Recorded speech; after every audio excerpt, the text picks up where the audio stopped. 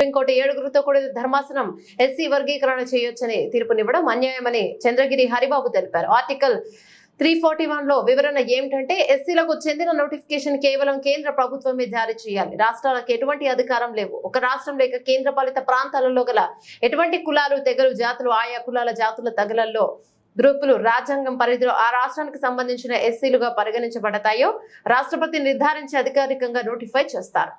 ముందుగా రాష్ట్రంలో గవర్నర్ సంప్రదించి పార్లమెంట్లో 1/3 వంతు మెజారిటీ పొందిన 341 ఆర్టికల్ను సవరణ చేసి అప్పుడు వర్గీకరణ జరగాలి. రేపటి నుంచి వర్గీకరణ ఉద్యమాన్ని బలోపేతం చేసి మరలా 9 మందితో కూడిన ధర్మాసనం తీర్పు మరలా రివ్యూ పిటిషన్ వేస్తామని తెలిపారు. నిన్నటి దినమున ఎస్సీ వర్గీకరణ అనే అంశం మీద అత్యున్నత న్యాయస్థానం అనేటువంటి సుప్రీంకోర్టు 7గురి ధర్మాసనం ఇచ్చినటువంటి ఈ యొక్క తీర్పు అది మాలల్ని అన్యాయం చేసినట్టు ఉన్నది. ఎందుకంటే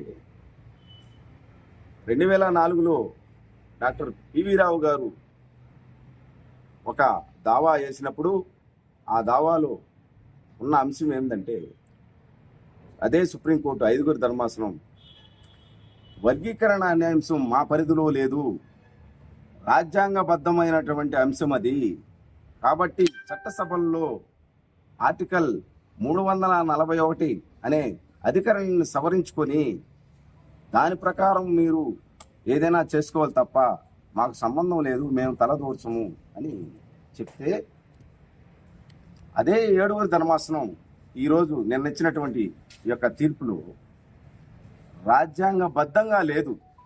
ఏదైనా ఒక అత్యున్నత న్యాయస్థానం తీర్పుని ఇచ్చేటప్పుడు ఆ తీర్పులో ఉన్న అంశం రాజ్యాంగబద్ధంగా ఉండాలి.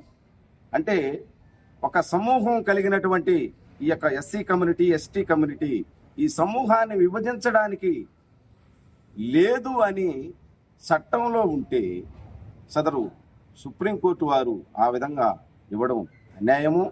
దీని మీద మేము మళ్ళీ రివ్యూ పిటిషన్ వేసేదానికి మా సంఘం నాయకులందరూ తయారవుతున్నాము. అదేవిధంగా ఈ యొక్క ఎస్సీ వర్గీకరణలో ప్రతి ఒక్క ఊరు తిరిగి ఈ యొక్క ఉద్యమాన్ని అత్యున్నత స్థాయికి తీసుకెళ్ళి ఈ ఉద్యమంలో ప్రతి ఒక్కరు టీచర్స్ నుంచి ఒక ఎంప్లాయీస్ నుంచి ప్రతి ఒక్కరు ఈ యొక్క సంఘానికి సపోర్ట్ చేయాలని, అదేవిధంగా ఏదైతే డాక్టర్ బిఆర్ అంబేద్కర్ గారు రాజ్యాధికారం అనే పాలసీని చేశారో దాన్ని దుర్వినియోగం చేసేటట్టున్నది తప్ప ఈ యొక్క తీర్పు సంఘటితం అనేది లేకుండా విభజించాలనే ఆలోచనతో బ్రిటిష్ వారు చేసినటువంటి విభజించి పాలించనే ఉద్దేశంతో ఈ యొక్క ఎస్సీ వర్గీకరణ ఉన్నది. కాబట్టి ఈ యొక్క అల్టిమేట్గా మేము రౌండ్ టేబుల్ సమావేశం ఏర్పాటు చేసుకొని అదేవిధంగా జిల్లాలు తిరిగి ఈ యొక్క ఉద్యమాన్ని ఉధృతం చేసి ఢిల్లీ స్థాయిలో చట్టసభల్లోకి ప్రతి ఒక్కరిని అందరినీ కలిసి ఈ యొక్క ఉద్యమాన్ని ఉధృతం చేస్తామని ఈ యొక్క మీడియా పూర్వకంగా తెలియజేస్తున్నాను.